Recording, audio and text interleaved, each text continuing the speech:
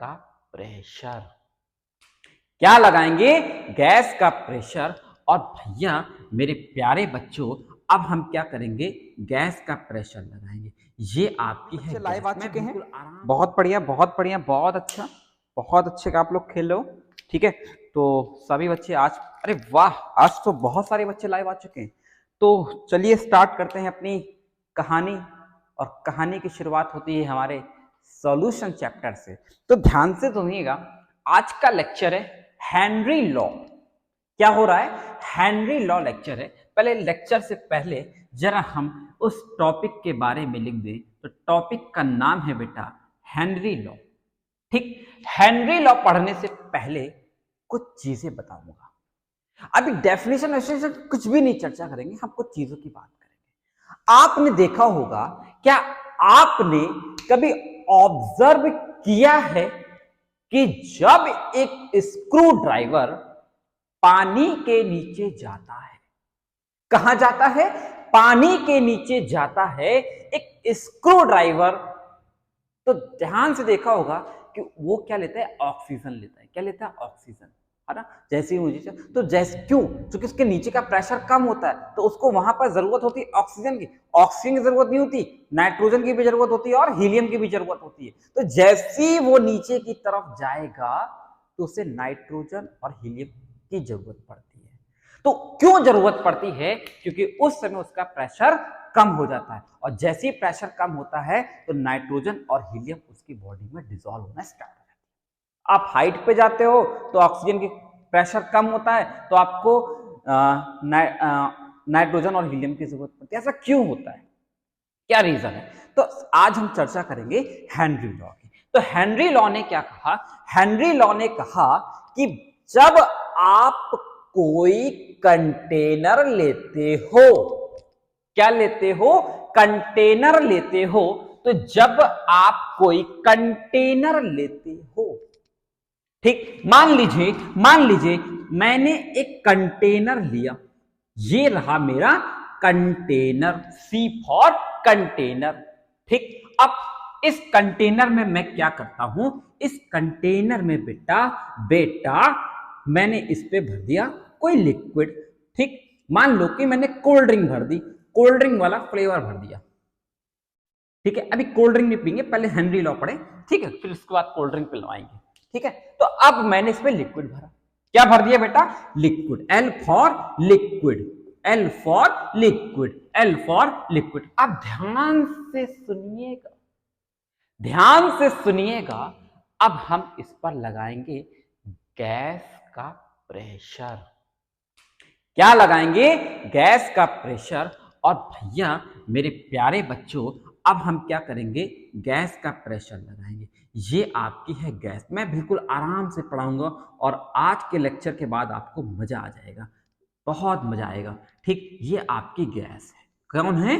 Gas है। ठीक, ये ऊपर है और पानी आपका नीचे है। ध्यान से सुनिएगा। अब इस गैस को पानी में डिसॉल्व करना है। क्या करना है? इस गैस को पानी में डिसॉल्व करना है। तो इस गैस को हमने ऐसे खुला छोड़ दिया तो क्या डिसॉल्व हो जाएगी? आप कहोगे डिसॉल्व हो जाएगी, तो नहीं होगी बेटा। आप कुछ भी कर लो, नहीं होगी। तो इसके लिए कुछ करना पड़ेगा। क्यों? क्योंकि ये गैस अभी ऊपर है और पानी आपका नीचे है। ये आपकी क्या है? गैस है। अब इस गैस को इस गैस को हम पानी के अंदर डिसॉल्व करना चाहते हैं। ध्यान से सुनिएगा, इस गैस को पानी के अंदर डिसॉल्व करना चाहते हैं। तो हम क्या लगाएंगे? एक प्रेशर। क्या लगाएंगे? एक प्रेशर। हम क्या लगाएंगे? एक प्रेशर। तो प्रेशर लगाने के लिए एक पिस्टन लगाएंगे। क्या लगाएंगे बेटा? पिस्टन लगाएंगे, या कुछ भी लगा सकते हो, पिस्टन लगा दे। अब पिस्टन क्या करेगा? अब पिस्टन जैसे ही आप पिस्टन जैसे ही आप मेरा फोन बजने लगा है, मेरा फोन बजने लगा है, मैं बाद में रिसीव करूंगा। अब पिस्टन को जैसे ही आप पुश करोगे, क्या करोगे? पुश करोगे। पिस्टन है, पुश किया तो गैस के पार्टिकल क्या होंगे? गैस के पार्टिकल पानी के अंदर डिसॉल्व होने स्टार्ट हो जाएंगे। और ये गैस के पार्टिकल कब अंदर जाएंगे? जब प्रेशर लगेगा। मतलब प्रेशर लगाओगे ये डिसॉल्व होंगे। एक बात बताओ, एक गैस आपने 9th क्लास में पढ़ा होगा, मैटर होती है। और मैटर की डेफिनेशन होती है जिसमें मास होता हो और वॉल्यूम होता हो। ये बात पढ़ा है कि नहीं पढ़ा? सर कहोगे पढ़ा है। अब एक बात बताओ, जब गैस पानी में जा रही है तो क्या गैस का मास पानी में बढ़ रहा है? आप कहोगे यस सर। आप कहोगे यस सर। किसका मास? गैस का मास पानी में क्या हो रहा है? बढ़ रहा है। तो गैस का मास पानी में बढ़ रहा है। तो ये चीज किस पे डिपेंड कर रही है? कब कब डिसॉल्व हो रहा है, कब बढ़ रहा है? जब प्रेशर लगा। मतलब प्रेशर लगा रहे हो तब ये मास ऑफ गैस डिसॉल्व हो रहा है। बात सही है कि नहीं? गैस का मास तभी डिसॉल्व हो रहा है। तो आप इसकी डेफिनेशन क्या कहोगे? ये कहानी अब देखिए, ये चीज समझ में आ गई। और ये किसी भी टेम्परेचर में हो सकता है, एट ए गिवन टेम्परेचर। टेम्परेचर से मतलब नहीं है, टेम्परेचर कुछ भी है, कम हो सकता है, ज्यादा, कुछ भी। तो मैं what is the definition of this Henry law?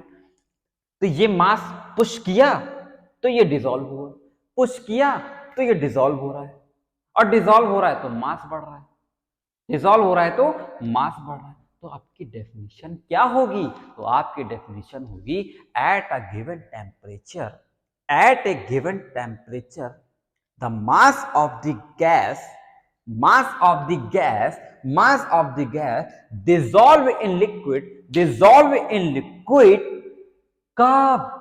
when an external pressure is applied। बात समझ में आई कि नहीं आई बच्चों? क्लियर हो गया? कब डिसॉल्व होगी? जब mass of the gas dissolve in liquid when an external pressure is applied। मतलब आप प्रेशर अप्लाई करोगे तब आपकी गैस पानी में डिसॉल्व होगी। क्लियर हो गई ये बात? समझ में आ गई? ये बात समझ में आ गई? क्लियर हो गई? अब देखो तो ध्यान से देखना, P is directly proportional to M। Mass पे डिपेंड करेगा, किसके? गैस की। Mass of gas. अब एक बात बताओ, प्रोपोर्शनल हटाओगे तो कांस्टेंट लगाओगे। अब प्रोपोर्शनल हटाते समझ में आ रहा है? नहीं आया? नोट कर लो, नोट करो, ठीक है? नोट करो। तो समझ में आ गया सर? बिल्कुल कॉन्सेप्ट क्लियर हो गया सर। क्या बात है, दिल जीत लेते हो बच्चों, कितने प्यारे हो। बिल्कुल बिल्कुल बिल्कुल मजा आ गया, बिल्कुल मजा आ जाता है। आप कॉन्सेप्ट क्लियर करा देते हो, बिल्कुल। क्या बात कहते हो आप लोग, दिल जीत लेते हो मेरा। जब ये आप बोलते हो ना तो मैं दिल से खुश हो जाता हूँ, मेरी एनर्जी बढ़ जाती है। मेरी खाना पीने से एनर्जी नहीं बढ़ती जितना आपके मोटिवेशन से बढ़ती है। रियलिटी में आपका मोटिवेशन मेरे लिए बहुत जरूरी है।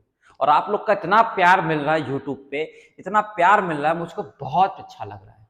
सच बताऊं, आप एक जैसा परिवार जैसा फीलिंग आने लगे, जैसे आप सब एक परिवार हो गया है। और हम चाहते हैं इस परिवार को बहुत बड़ा बनाएं, और होगा इंशाल्लाह एक दिन। Best of luck. फिलहाल आप लोग नोट करिए, फिर मैं आगे की चर्चा करता हूँ।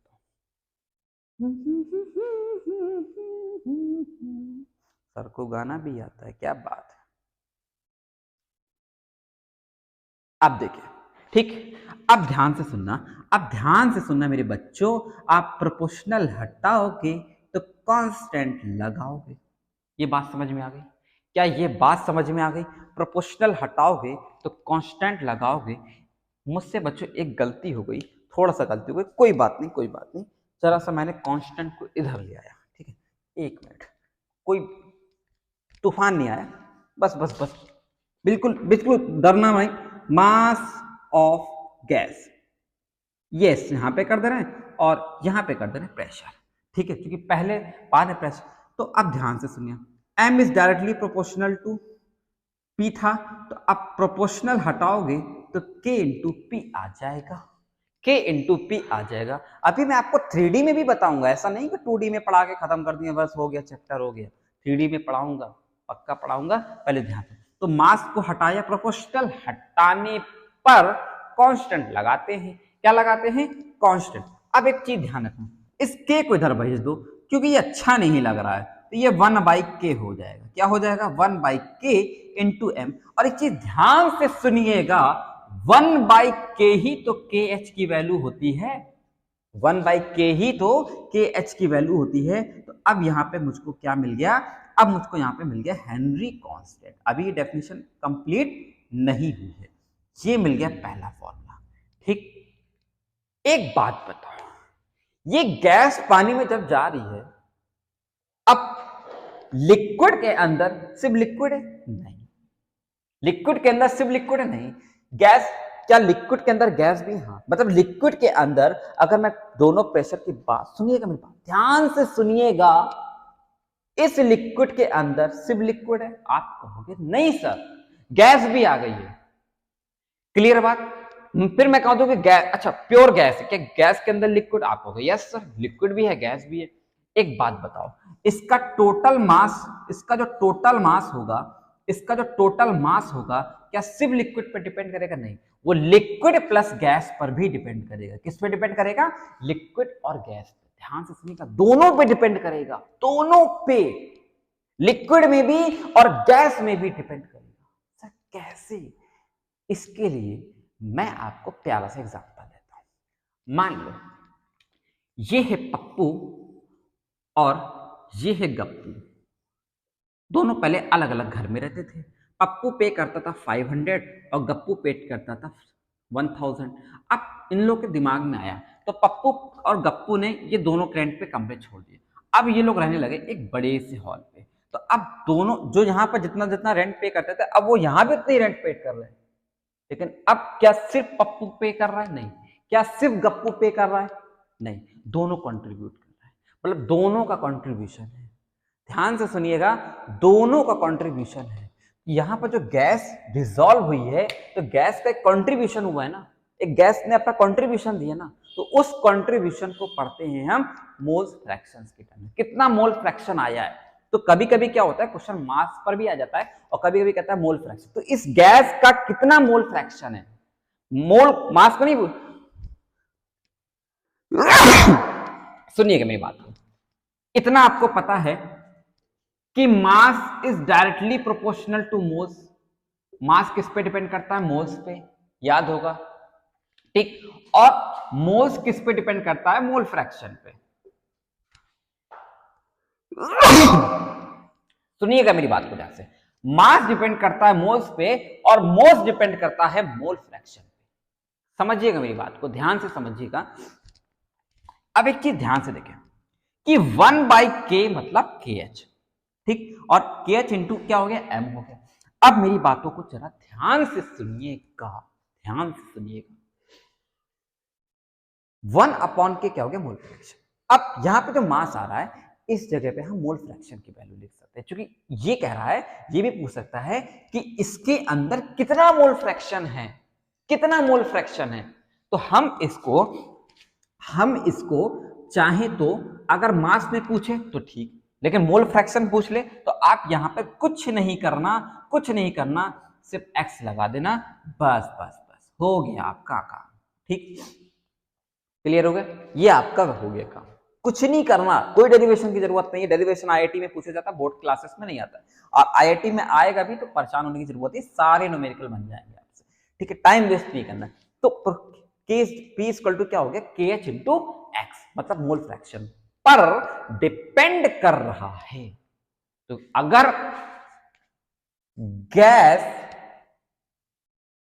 पानी में डिसॉल्व होगी तो कितना मास डिसॉल्व हुआ, एक क्वेश्चन बन सकता है।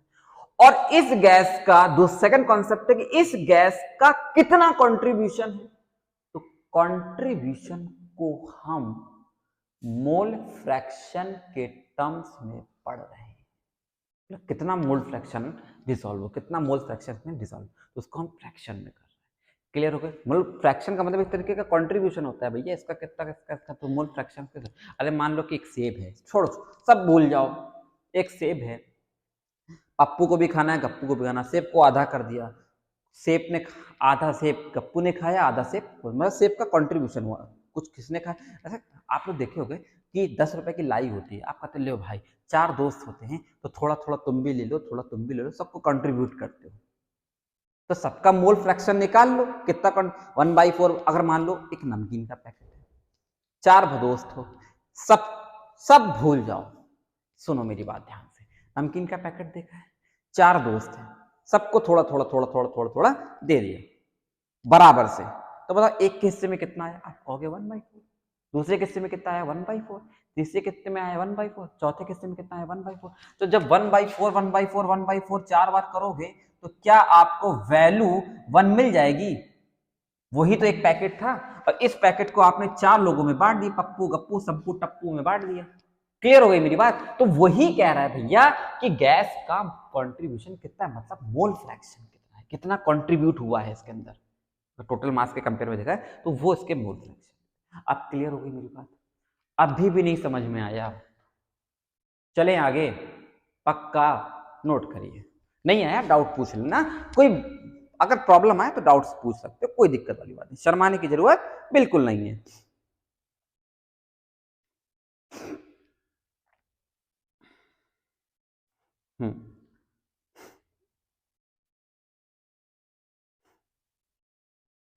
हाँ हाँ नोट करो बेटा।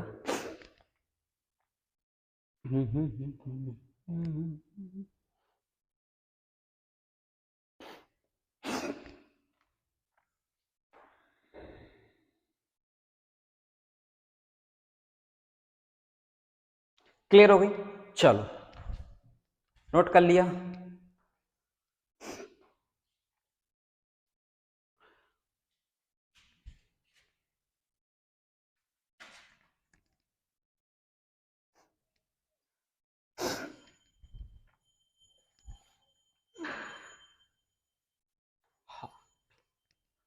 तो बिल्कुल क्लियर हो गया बच्चों, कोई डाउट तो नहीं है? पक्का चलते हैं, तो ध्यान से सुनिएगा, बिल्कुल बिल्कुल बिल्कुल, बहुत अच्छा आप चल रहे हो, बहुत बढ़िया, हाँ बिल्कुल बहुत बढ़िया, बहुत अच्छा आप चल रहे हो। चलिए अब एक चीज ध्यान से सुनिएगा, ऑन इंक्रीजिंग, मतलब आप ध्यान से सुनिएगा, जब भी आप मास बढ़ाओगे, मतलब कि मान लीजिए कि आपने कहा कि P = KH × M, ठीक, अगर आपका मास बढ़ेगा तो हेनरी कांस्टेंट आपका कम होगा, बिल्कुल क्लियर बात है, अगर आपका मास बढ़ेगा तो हेनरी कांस्टेंट की वैल्यू घटेगी। मैं आपको एक एग्जांपल के तौर पे बताता हूं, जैसे कि मान लीजिए मैं आपने लगाया प्रेशर 16, मान लीजिए लेट मी सपोज दैट कि आपने प्रेशर लगाया 16, ठीक, अब ध्यान से देखिए, अगर मैं यहां पर 1 रखता हूं तो यहां पे मुझे कितना रखना पड़ेगा 16, क्योंकि ये इसके इक्वल टू है। अब एक चीज ध्यान से सुनिए, जैसे आप मास को कम करते हो, आपने मान लीजिए इसको कर दिया 2, तो अब आप बताइए यहां पर कितना आएगा, आप कहोगे सर 8 आएगा, 8 2 16। अब जैसे आप इसको यहां पर 4 करोगे तो यहां पर आ जाएगा 2, और जैसे आप यहां पर 8 करोगे, जैसे यहां पर आप 8 करोगे, यहां पर आप 4 करोगे तो सॉरी यहां पर 4 आ जाएगा, और जैसे 8 करोगे तो यहां पर आ जाएगी आपकी वैल्यू 2। तो अब ध्यान से देखो कि जैसे मास कम हो रहा है, ध्यान से देखिए, जैसे आप मास को कम, मतलब मास जैसे जैसे कम होगा तो हेनरी कांस्टेंट बढ़ रहा है, और अगर हेनरी कांस्टेंट को कम करोगे तो मास आपका बढ़ेगा। मतलब कुल मेरा समझाने का मतलब यह है, क्योंकि जेई में डायरेक्ट क्वेश्चन आता है कि अगर आप हेनरी कांस्टेंट को बढ़ाओगे तो what will be the effect of mass, mass पे इफेक्ट क्या पड़ेगा। तो अगर हेनरी कांस्टेंट बढ़ेगा तो मास आपका कम होगा। यहां तक बात बिल्कुल क्लियर हो गई आप लोग को, बिल्कुल समझ में आ गया? बिल्कुल, हाँ सर बिल्कुल कॉन्सेप्ट क्लियर हो गया आप लोग का? हाँ, यहां पर कोई डाउट तो नहीं आ रहा है जी? बिल्कुल समझ में आ गया, कोई डाउट तो नहीं हो रहा है? कंफर्म है? अच्छा, अगर यहां पे कोई डाउट हो तो आप पूछ सकते हो, कोई प्रॉब्लम नहीं है।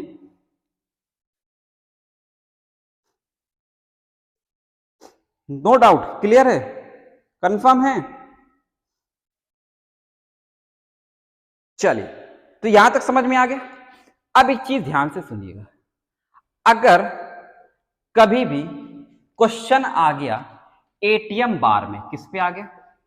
एटीएम बार में, तो आप फॉर्मूला लगाएंगे KH इंटू एक्स।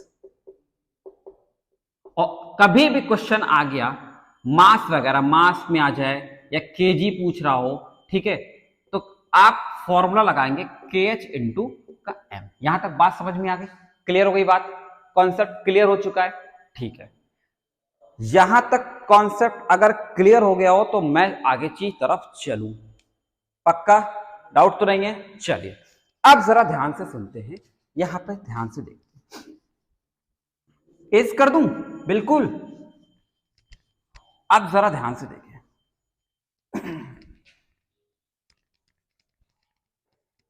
देखिए, अब जरा ध्यान से सुनिएगा, कोई डाउट तो नहीं है? कंफर्म है? डाउट तो नहीं है बेटा? क्लियर हो गया?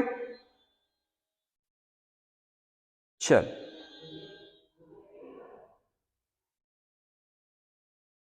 चलिए, अब जरा ध्यान से सुनिए, ये बात तो मैंने आपको पहली चीज समझाई।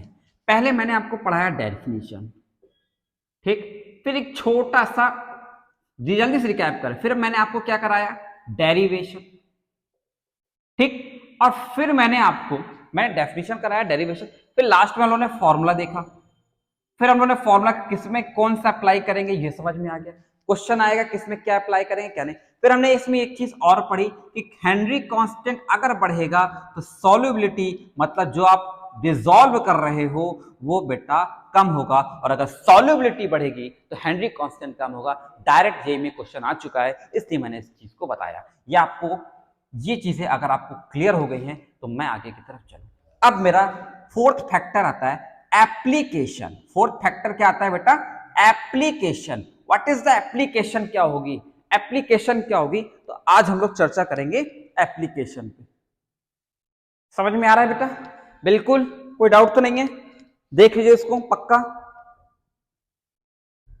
ठीक। अच्छा, तो एप्लीकेशन क्या होती है? पहली एप्लीकेशन, आप देखो, जब भी कभी आप माउंट एवरेस्ट में चढ़ो, तभी आपका मन करे कि I am went from mount Everest, मुझे माउंट एवरेस्ट जाना है।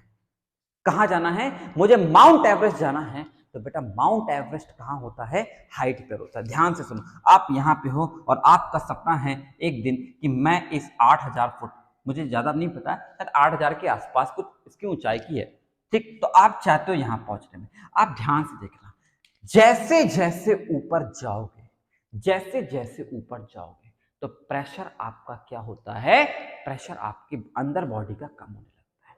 मतलब कि प्रेशर अंदर तो क्या होता है कि प्रेशर जैसे ऑक्सीजन कम होने लगती तो आपके अंदर जो वो है ऑक्सीजन की नीड क्या होता है, जैसे जैसे ऑक्सीजन कम होती है ऊपर तो आपको एक प्रेशर की जरूरत पड़ने लगती है। ऑक्सीजन आप बहुत ज्यादा, जैसे आप ऑक्सीजन को गेन करते हो तो आपके मसल्स वगैरह में जाती है, ठीक है, तो उसमें ऑक्सीजन नहीं होती है। मैं आपको बता दूं, आप दिमाग से निकाल दो, उसमें दो गैसेस होती है, नाइट्रोजन और हीलियम। अब सर हीलियम क्यों डाला? नाइट्रोजन में काम चल जाता है बेटा। जब आप हाइट पे जाओगे ना तो नाइट्रोजन बहुत तेज डिसॉल्व होगी आपकी बॉडी के अंदर, बहुत तेज डिसॉल्व होगी, लेकिन जब नीचे आओगे ना तो बहुत तेज स्केप करेगी, और जब स्केप करेगी ना तो दो तरीके की खतरनाक बीमारी होती है। हार्ट अटैक भी पड़ सकता है और ब्रेन हैमरेज भी हो सकता है, मतलब ब्रेन भी डैमेज हो सकता है, बोन्स भी डैमेज हो सकती है, आपको प्रॉब्लम हो सकती है, आपकी बॉडी अकड़ भी सकती है, आप मर भी सकते हो। तो इसलिए हीलियम गैस मिलाई जाती है ताकि नाइट्रोजन गैस धीमे धीमे रिलीज हो पाए और हम आराम से आ जाए। क्योंकि अगर नाइट्रोजन रहेगी, झटके से निकलेगी, तो झटके से निकलेगी तो हमको बीमारी हो जाएगी, हम मर सकते हैं। अब सेम प्रॉब्लम यही है कि जब आप डीप सी के नीचे जाते हो तो ऑक्सीजन की सबसे ज्यादा कमी होती है डीप सी में, तो वहां पे सबसे ज्यादा नाइट्रोजन गैस डिसॉल्व होती है आपकी बॉडी में, और जैसे ही ऊपर आते हो तो धीरे धीरे नाइट्रोजन एस्केप करती है, धीरे धीरे इसकी वजह से एस्केप करती है। तो ये दो फॉर्मूले हैं कि एक स्क्रू ड्राइवर और एक माउंट एवरेस्ट में चढ़ने वाले इंसान के लिए हेनरी लॉ एप्लीकेबल होता है, हेनरी लॉ का कॉन्सेप्ट लगता है। चाहे नीचे जाओ चाहे ऊपर जाओ। बात समझ में आ गई? तो हेनरी लॉ का तीसरा कॉन्सेप्ट है कोको कोला। आप सबने देखा होगा सी फॉर कोको कोला, पिया भी होगा और मजा भी आया होगा। तो कोको कोला जो भरा जाता है तो एक हाई प्रेशर से भरा जाता है। समझ में आ रही है मेरी बात? एक हाई प्रेशर से भरा जाता है। मतलब जैसे कि आपकी ये ड्रिंक है, ठीक, अब इसको में हमें कोको कोला भरना है, तो कोको कोला में जो फ्लेवर जाता है वो हाई प्रेशर से जाता है। तो उसमें CO2 जो होती है बहुत हाई प्रेशर से भरी जाती है। पहले फ्लेवर होता है फिर CO2 भरते हैं, तो ये तेज भरते हैं और उसको तुरंत बंद कर दी जाती है ताकि कोल्ड ड्रिंक आपकी खराब ना हो, है ना। तो कोल्ड ड्रिंक जो पीने में टेस्ट लगता है वो CO2 की एक गैस है जो कि डिसॉल्व कराई जाती है कोको कोला में। तो ये कॉन्सेप्ट क्लियर हो गया है? पक्का क्लियर हो गया? कोई डाउट तो नहीं है? समझ में आ गया? पक्का? कोई डाउट हो तो पूछ सकते हैं। ठीक, थर्ड पॉइंट है limitation of Henry law. Limitation of Henry law. बेटा मैं आपको जितने पॉइंट बता रहा हूं ये सारे मैं इसके बाद आपकी वीडियो में एनिमेशन में चलने वाली है। किस में चलेंगे? एनिमेशन में चलेंगे, ये मेरा दावा है, ठीक है। तो ये सारे वीडियो, ऐसा नहीं है कि मैं अभी यहाँ पे 2D पढ़ा दे रहा हूँ, इसके बाद मैं आपको 3D भी पढ़ाऊंगा, तो ये सारे वीडियो आपको एनिमेशन में दिख जाएंगे, ये कैसे क्या होता है और हेनरी लॉ कैसे लगता है। क्लियर होगी बात? अब थर्ड कॉन्सेप्ट है लिमिटेशन ऑफ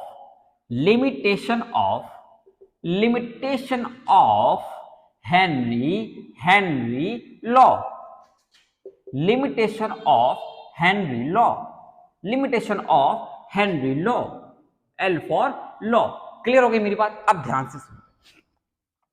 से सुनिएगा, ये आपका फ्लास्क है, ठीक, ध्यान से सुनिएगा। लिमिटेशन ऑफ हेनरी लॉ में क्या है? लिमिटेशन ऑफ हेनरी लॉ कहता है कि जैसे मान लीजिए ये आपका फ्लास्क है, ठीक, तो आप वो गैस नहीं डालोगे जो रिएक्ट ना, मतलब गैस शुड नॉट रिएक्ट, मतलब जो सॉल्वेंट होता है, सॉल्वेंट में जो आप गैस डाल रहे हो तो वो गैस रिएक्ट नहीं करनी चाहिए। नहीं आया समझ में? मतलब ध्यान से सुनिए, आपने ये लिक्विड ले लिया, समझिएगा बात को ध्यान से, आपने ये लिक्विड ले लिया, आपने कहा ओके सर, फिर आपने ऊपर क्या ले ली? गैस ले ली। तो अब जब इस गैस को हम डिसॉल्व करेंगे तो ये गैस इस लिक्विड से रिएक्ट नहीं करनी चाहिए। क्या नहीं करनी चाहिए? मतलब ये गैस इस लिक्विड से रिएक्ट नहीं करेगी। क्लियर हो गई मेरी बात? समझिएगा, अगर रिएक्ट कर गई तो हेनरी लॉ कॉन्सेप्ट फेल हो जाएगा, वहां हेनरी लॉ कॉन्सेप्ट नहीं लगेगा, इसलिए रिएक्ट नहीं करनी चाहिए। सेकंड पॉइंट ये है कि जब भी आप गैस को पानी में डालोगे तो मान लीजिए कि आपके पास 1 मोल था, मतलब 1 पार्टिकल था, पानी में जाने के बाद भैया 2 नहीं होने चाहिए, तो ये हेनरी लॉ को वो करेगा। तो gas should not react with solvent, एक concept, gas should not associate in solvent, मतलब कि सॉल्यूशन एसोसिएट नहीं होनी चाहिए। बात समझ में आई? नहीं आई? क्लियर हो गई बात? समझिएगा, तो आप गैस को पानी में डालोगे तो ये डिसोसिएट नहीं होनी चाहिए, और अगर डिसोसिएट हो गई तो हेनरी लॉ नहीं लगेगा। तीसरा कॉन्सेप्ट है मान लीजिए कि आपके पास 2 गैसेस है, पानी में गई तो 1 नहीं होनी चाहिए। बात समझ में आ गई?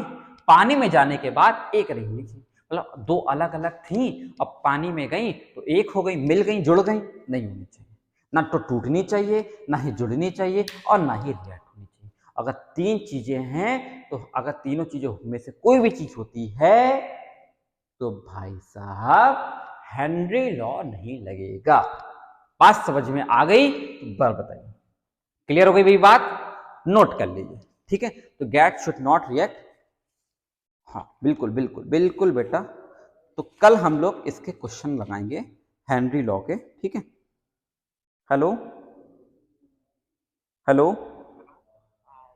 आ रहे हैं पढ़, क्लास चल रही है। ठीक है, तो आज के लिए इतना ही, बाकी लेक्चर कल करेंगे, ठीक है। समझ में आ गया आप लोग को? क्लियर हो गई बात? कोई डाउट तो नहीं है? चलिए, तो बाकी की क्लास कर लेंगे, ठीक है। तो कल पढ़ेंगे हम लोग लेक्चर्स, क्वेश्चंस लगाएंगे, ठीक है। तो कल हम लोग क्वेश्चन लगाएंगे, इसके बाद वेपर प्रेशर और आपको 2D और 3D में लेक्चर्स मिल जाएंगे। Bye bye.